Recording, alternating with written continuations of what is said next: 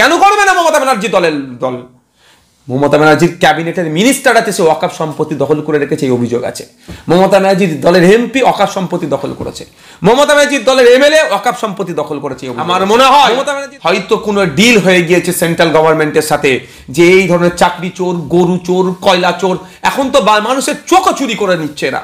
এই চোরাদের দুর্নীতি, নোংরামি সেন্ট্রাল গভর্নমেন্টের যে কেন্দ্রীয় এজেন্সি আছে তারা যাতে ধীর গতিতে করে, সেই জন্যই হয়তো যে আমি এটা ছেড়ে দিচ্ছি, তোমার ওয়াকফ অ্যামেন্ডমেন্ট অ্যাক্ট আমি মেনে নিচ্ছি, তুমি আমাকে অর্থাৎ ভাই দলের লোকেরা যাতে ভালো থাকে তার জন্য মুসলমান সমাজকে এক প্রকার বলি দেওয়া হচ্ছে। তাই মুসলিম সম্প্রদায়ের মানুষকে বলবো, আপনারা দেখুন মমতা ব্যানার্জির কথায় ভরসা করে।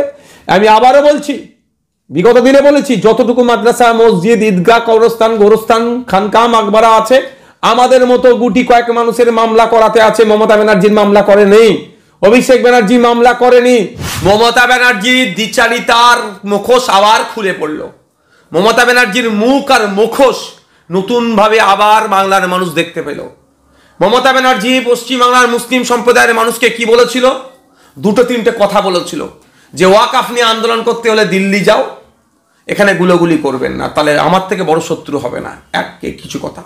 আবার একটা ধর্মীয় অনুষ্ঠানে গিয়ে মমতা ব্যানার্জি বলেছিল, ওয়াকফ অ্যামেন্ডমেন্ট অ্যাক্ট 2025 সেন্ট্রাল গভর্নমেন্ট যেটা নিয়ে এসেছে, এটাকে আমার বাংলাতে লাগু হতে দেব না, ইমপ্লিমেন্ট হতে দেব না। বাংলার মানুষজন ভেবেছিল হয়তো মমতা ব্যানার্জির এই মুখ আর মুখোশকে ধরতে পারেনি।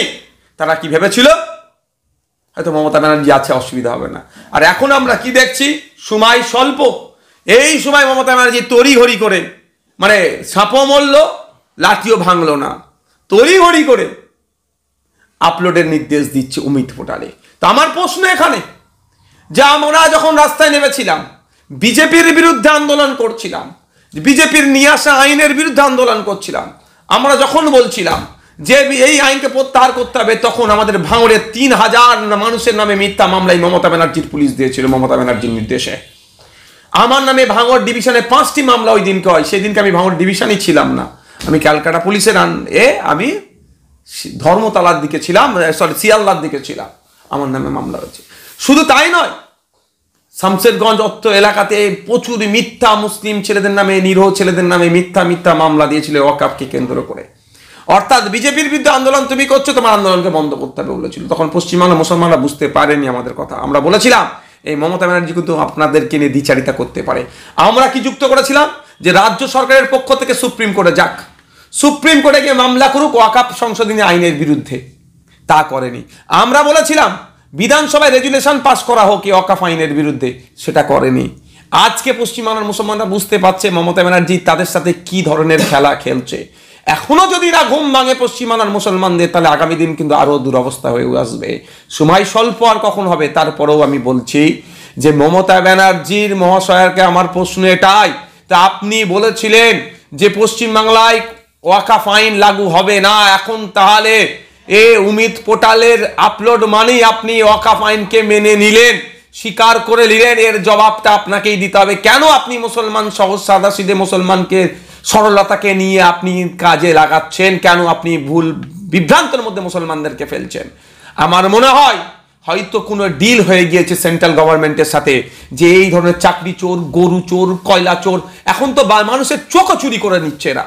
এই চোরাদের দুর্নীতি, নোংরামি সেন্ট্রাল গভর্নমেন্টের যে কেন্দ্রীয় এজেন্সি আছে তারা যাতে ধীর গতিতে করে, সেই জন্যই হয়তো যে আমি এটা ছেড়ে দিচ্ছি, তোমার ওয়াকফ অ্যামেন্ডমেন্ট অ্যাক্ট আমি মেনে নিচ্ছি, তুমি আমাকে করো।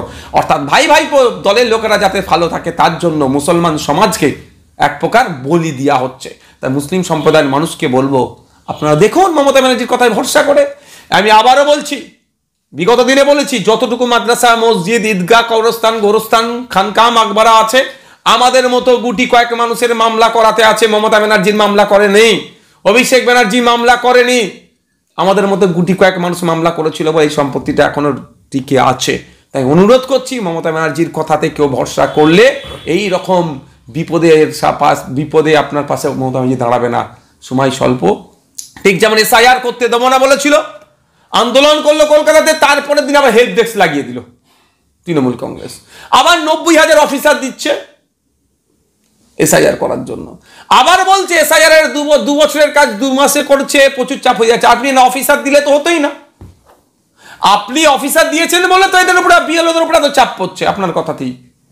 তো মমতা ব্যানার্জি দ্বিচারিতা যত দিন যাচ্ছে প্রকাশ পাচ্ছে। মুসলমান সমাজকে বলবো, ওয়াকফ সংশোধনী আইন নিয়ে যে দ্বিচারিতা আপনাদের সাথে করেছে, এটা আপনারা ভুলে গেলে হবে না। কেন করবে না মমতা ব্যানার্জি দল? মমতা ব্যানার্জির ক্যাবিনেটের মিনিস্টার আছে, সে ওয়াকফ সম্পত্তি দখল করে রেখেছে, এই অভিযোগ আছে। মমতা ব্যানার্জির দলের এমপি ওয়াকফ সম্পত্তি দখল করেছে।